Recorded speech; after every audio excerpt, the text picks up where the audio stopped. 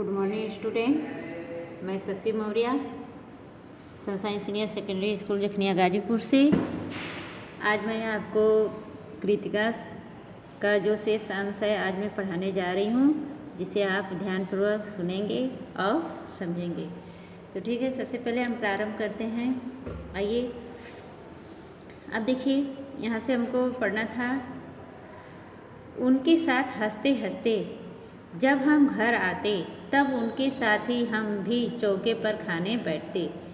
ये कौन कह रहा है? भोलानाथ कह रहे हैं अपने पिता के लिए कि जब वह मछलियों को दाने देकर चलाते थे तो फिर पिताजी के साथ हंसते हंसते घर आते और उनके साथ चौके पर ही बैठकर खाने के लिए बैठते। वह हमें अपने हाथ से फूल के एक कटोरे में गोरस और भात सान कर खिलाते थे। गोरस जानते हैं? गोरस किसको कहते हैं? जैसे घर में दूध दही है, माठा है, छाछ है, इसको हम गोरस कहते हैं। और भात, जो हम चावल बनाकर भात बनाते हैं, उसे हम भात कहते हैं।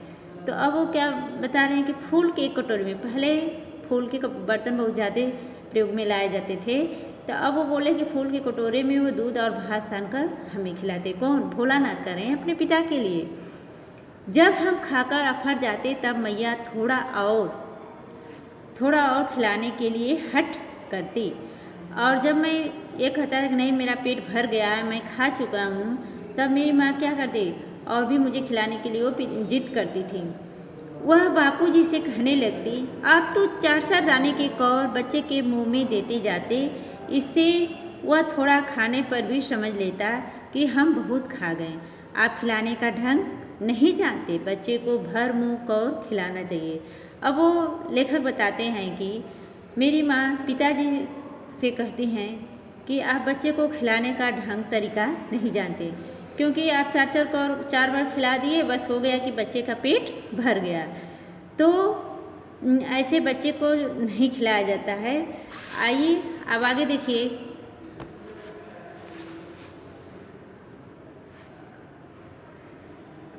अब उन कह रहे हैं कि मेरी माँ पिताजी से क्या कहती हैं, जब खाएगा बड़े बड़े कौर तब पाएगा दुनिया में ठौर। और मैं पिताजी से कहती कि जब वो बड़े बड़े, यानी जब वो अधिक से अधिक खाएगा तभी वो दुनिया में क्या कोई स्थान पा पाएगा। स्थान मतलब अवसर उसे मिलेगा, यानी कुछ करने का अवसर मिलेगा। आगे देखिए मैं खिलाती हूँ। मर्दुए मतलब यहाँ पर मर्दुए का अर्थ होता है मर्द, आदमी। क्या जाने बच्चों को कैसे खिलाना चाहिए। और महतारी के हाथ से खाने पर बच्चों का पेट भी भरता है। महतारी माँ को कहते हैं। आपको हम सबसे पहले ये भी बताएं कि इसमें गांव की भाषा को, देहाती भाषा का प्रयोग किया गया है। देहाती भाषा में माँ को महतारी कहा जाता है, ठीक है। तो अब लेखक कहते हैं कि अब मेरी माँ पिताजी से कहती हैं कि आप देखिए मैं कैसे खिलाती हूँ बच्चे को। मर्द यानी पुरुष क्या जाने बच्चों को कैसे खिलाना चाहिए, और महतारी के हाथ से बच्चा खा भी लेता है और उसका पेट भी भर जाता है। यह वह थाली में दही भात सानती हैं और अलग अलग तोता, मैना, कबूतर, हंस, मोर आदि के बनावटी नाम से कौर बनाकर यह कहते हुए खिलाती जाती हैं कि जल्दी खा लो नहीं तो उड़ जाएंगे। पर हम उन्हें इतनी जल्दी उड़ा जाते थे कि उड़ने का मौका ही नहीं मिलता।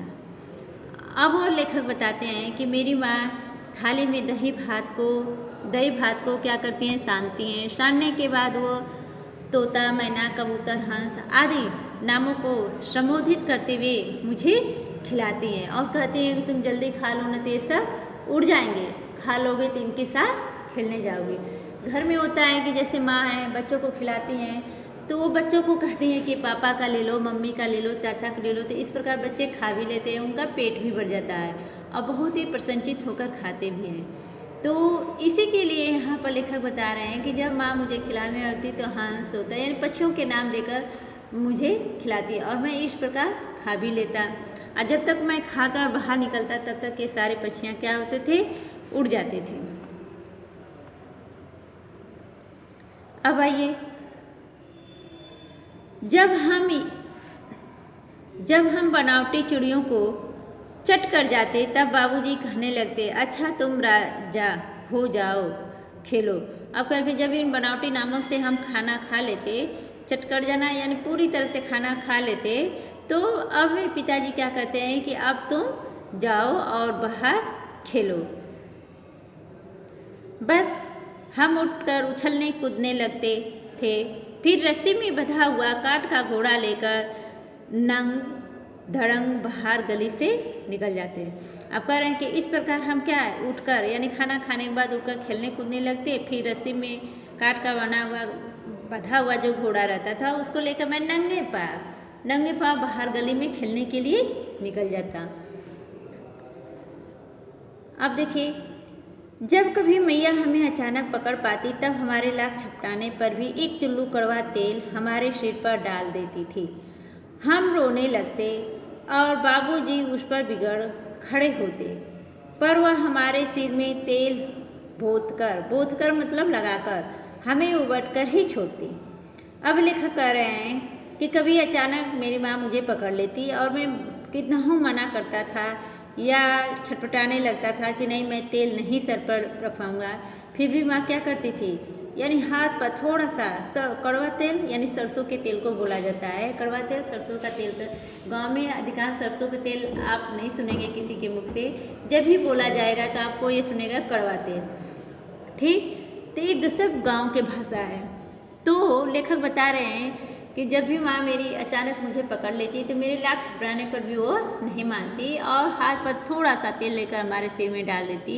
और डालने के बाद जब मैं रोने लगता तो पिताजी क्या है माँ पर बिगड़ जाते और फिर भी माँ क्या करती हमारे सिर में तेल को लगाकर ही छोड़ती थी। अब फिर हमारी नाभि लीलार में काजल और बिंदी लगाकर चोटी गूंथती और उसमें फूलदार लट्टू बांधकर रंगीन कुर्ता पहना देती और हम खासे कन्हैया बनकर बाबूजी के गोद में सिसकते बाहर आते थे। अब यहाँ लेखक बता रहे हैं कि फिर उसके बाद मेरी माँ नाभि और लीरा मस्तक को कहते, नाभि और लीरा में काजल का बिंदी लगाकर चोटी गुथती और फूलदार उसमें बाल में उनके रंगीन बाल बांध देती और फूलदार उसमें झुलने जो होते हैं लगा देती, रंगीन कुर्ता टोपी पहना देती और इस प्रकार वो खासे यानी इस प्रकार वो कन्हैया की तरह रोते हुए बाबूजी के गोद में सिसकते बाहर आ जाते हैं। अब आइए यहाँ देखिए,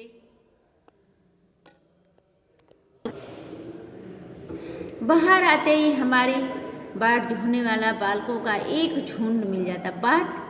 बाट किसको कहते हैं? राहगीरों को, रास्ता चलने वालों को बाट यहाँ पर नहीं बोला जाता। बाट मतलब जोहना, खोजना। हमारे आते ही बाट जोहने वाला यानी जो हमारे लेखक कर रहे हैं कि हमारी जो शिशु मंडली थी वो हमारा इंतजार करते थे और बालकों का एक झुंड मिल जाता। जैसे ही मैं बाबूजी गोद में बाहर आता वैसे ही बालकों का मुझे झुंड मिल जाता। हम उन खेल के साथियों को देखते ही सिसकना भूलकर बाबूजी की गोद से उतर पड़ते और अपने हमजोलियों के दर में मिलकर तमाशे करने लगते। इस प्रकार लेखक कह रहे हैं कि हम बच्चों की जो मंडली रहती थी यानी शिशु मंडली रहती थी, शिशु मंडली को देखकर हम क्या करते थे, रोना वोना भूलकर बाबूजी के गोद से उतर जाते थे। और उतरने के बाद हमजोलियों का मतलब होता है साथियों, हमजोलियों का अर्थ क्या होता है साथियों, और अपने साथियों के समूह में वो अनेक प्रकार के खेलना प्रारंभ करते थे या अनेक प्रकार के खेल के तमाशा करना प्रारंभ कर देते थे। अब आप देखिए,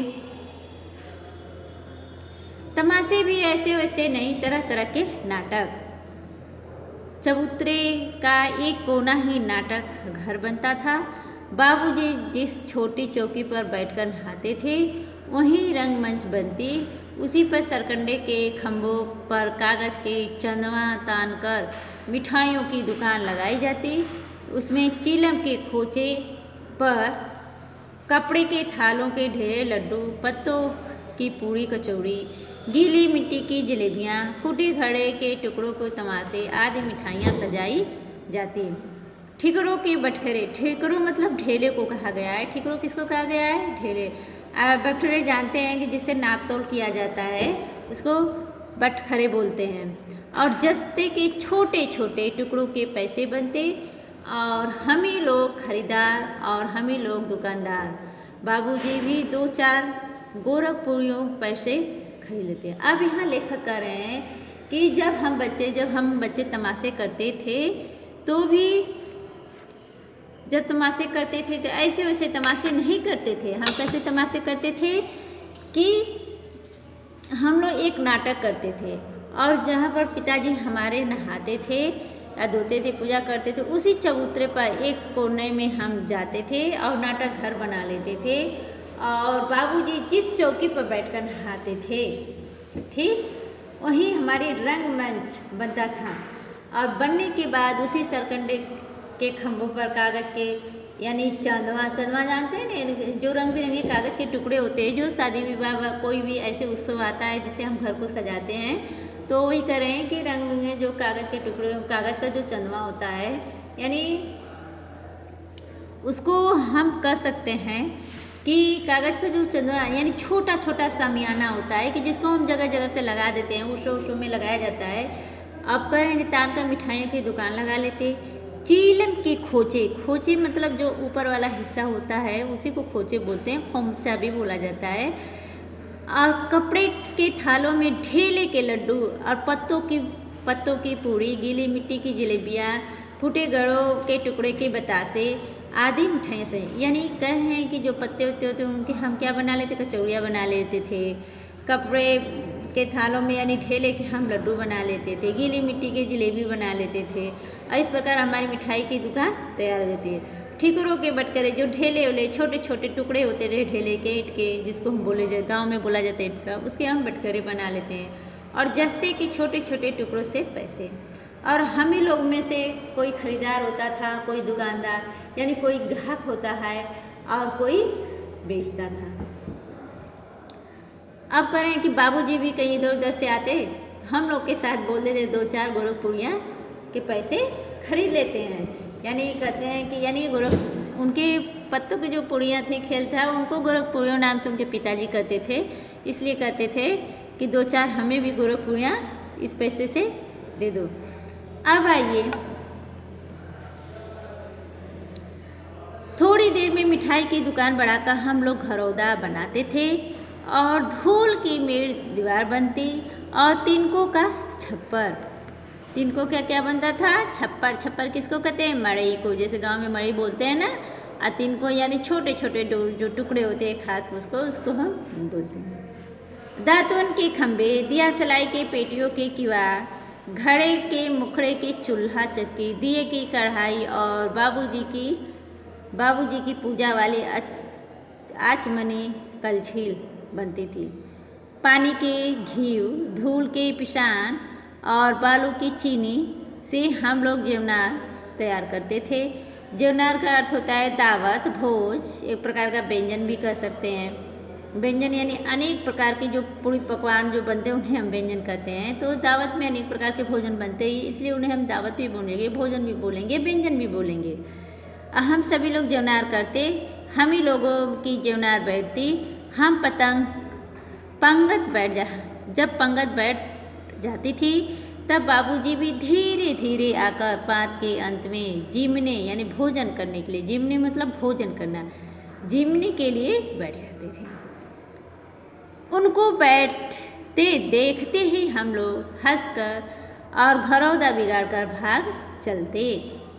अब वो भी हंसते हंसते लोट पोट हो जाते और कहने लगते, फिर कब भोज होगा भोलानाथ। यहाँ पर आप देखिए, अब वो क्या कर रहे हैं कि अब हम थोड़ी देर के बाद जब मिठाई की दुकान बनाते हैं तो दुकान को क्या करते हैं और बढ़ा देते हैं और उसके आगे हम घरौदा बनाते हैं। घरौदा हमारा किस प्रकार से बना होता है, धूल की मेड़ होती है, धूल को ही वो मेड़ की दीवार बना लेते हैं। तिनकों के छप्पर, दतवन के वो खंभे बनाते हैं, दिया सलाई की पेटियों के किवाड़, घड़े के मोड़े को चूल्हा चक्की आदि की कढ़ाई बाबूजी, यानी इस प्रकार अनेक प्रकार के खिलौने तैयार करते थे। यहाँ तक कि वो पानी को घी मान लेते थे, धूल को पिशान मान लेते थे, बालू को चीनी मान लेते थे और इस प्रकार मानकर वो जेवनार यानी भोज दावत तैयार करते थे।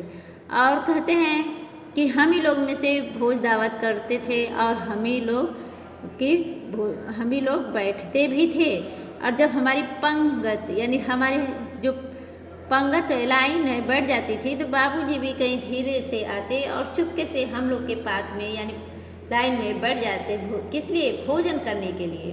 और उनको देखते ही हम लोग क्या करते थे? हंसकर अपने घरौदा को बिगाड़ कर भाग जाते, और जिससे बाबूजी भी हंसते पसते लोटपोट हो जाते थे और कहने लगते थे हम लोगों से कि भोला अब कब भोज होगा।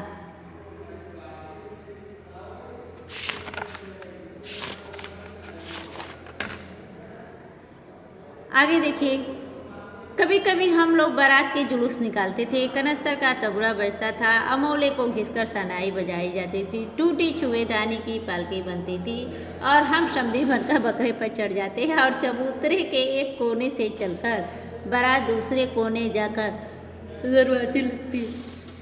अब यहाँ लेखक कर रहे हैं कि इन सब खेलों के बाद हम लोग क्या करते थे? एक जुलूस निकालते थे। किसका जुलूस? बारात का। और उसके लिए हम लोग क्या करते थे? कनस्तर को ही बाजा बना लेते थे और उसी को पीटते रहते थे, और अमोले को हम लोग शहनाई बना लेते। अमोले किसको कहते हैं? जो आम की जो गुठलियाँ होती हैं, गुठलियाँ से जो बीज जैसा निकलता है उसी को खींचकर क्या बनाया जाता था? शहनाई, जो कि पहले के बच्चे ज़्यादा इसका प्रयोग करते थे। अब तो नाम मात्र देखने के लिए मिलता है, कोई कोई प्रयोग में लाता होगा। टूटी छुएदानी की पालकी, पालकी मतलब डोली। टूटी छुएदानी की क्या कर रहे हैं कि हम डोली बना लेते थे, और हम क्या करते थे? लेखक अपने लिए कर रहे हैं कि हम समधी बन जाते थे और समधी बनकर बकरे पर चढ़ जाते थे, और चबूतरे के एक कोने चलकर जो हमारी बारात होती थी दूसरे कोने जाकर दरवाजे पर लगती। वहाँ काठ की पेटियों से घिरे गोबर लिपते और आम और केलों की टहनियों से क्या करते थे? मंडप सजाते थे। छोटे से आंगन को मंडप सजाते थे और कुल्हड़ का कलसा रख देते थे, और वहीं पहुंचकर बारात हमारी फिर लौट आती थी। लौटने के बाद अब यहाँ देखिए, लौटने के समय खोखली पर लाल ओहार, खोखली पर लाल ओहार। ओहार का मतलब होता है पर्दा। ओहार का मतलब होता है पर्दा, ठीक? यानी लाल रंग का जो कपड़ा रहता था उसको पर्दे बना लेते थे लोग, और उसमें दुल्हन को चढ़ा लिया जाता था। और लौट आने पर बाबूजी ज्यों ही उघार का दुल्हन का मुंह निरखने लगते, त्यों ही हम लोग हंसकर भाग जाते। और ये कह रहे हैं कि और जब हम बारात लेकर लौटते थे तो ही हमारे पिताजी उस उपहार को यानी उस पर्दे को उघाड़ कर दुल्हन का मुख निखरने लगते, तो ही हम लोग वहाँ से क्या करते थे? हंसते हंसते भाग जाते थे। थोड़ी देर बाद फिर लड़कों की मंडली जुट जाती थी। इकट्ठा होते ही राय जमती की खेती की जाए। बस चबूतरे के छोर पर घिरनी गड़ जाती, उसके नीचे की गली कुआं बन जाती। मूंछ की बंटी पतली रस्सी में एक चुकड़ बांध कर गराड़ी पर चढ़ाकर लटका दिया जाता था। दो लड़के बैल बनकर मोट खींचने लगते। चबूतरा खेत बनता, कंकड़ बीज और ठेंगा हल जुआट बड़ी मेहनत से खेत जोते बोए और पटाए जाते। फसल तैयार होते ही देर न लगती और हम हाथों हाथ फसल काट लेते, और काटते समय गाते थे कि ऊंच नीच में वही कियारी जो उपजी वो है। अब वो क्या कर रहे हैं कि फिर इसके बाद हम लोग क्या करते थे? हम लोग की मंडली जुट जाती थी, और मंडली जुटने के बाद हम लोग खेती करने का विचार बनाते थे, आपस में मिलकर खेती करने का विचार बनाते थे। और चबूतरे के छोर पर घिरनी यानी हम लोग के समूह क्या होते थे? सभी इकट्ठा हो जाते थे, और उसके नीचे गली कुआं, उसके नीचे गली कुआं और मोट खींचने लग जाते। अब वो कह रहे हैं कि चबूतरा भी क्या होता था? अब वो क्या रस्सी में चुकड़ जब बांधते थे तो गराड़ी पर लटका देते थे, और बैल के ही वो लोग क्या ओट खींचने लगते थे, और चबूतरा क्या उनका खेत बन जाता। कंकड़ को बीज बना लेते थे, और ठेंगा हल जुआर आदि इसी प्रकार के वो सामान इकट्ठा कर लेते थे। और बड़ी मेहनत से कर रहे हैं तो बड़ी मेहनत से हम लोग खेत जोतते थे, बोते थे, और उसको फसल को पकाते थे। पटाए मतलब पकाते थे। फसल तैयार होते देर नहीं लगती। जैसे ही हमारा फसल तैयार होता हम हाथों हाथ फसल को काट लेते थे। वो कहते हैं कि काटते समय हम गाते भी थे, कि ऊंच नीच में बई कियारी जो उपजी है हमारी। ठीक, आज का वीडियो हम यहीं समाप्त करते हैं, फिर नेक्स्ट वीडियो में आपसे मिलेंगे। तब तक के लिए धन्यवाद।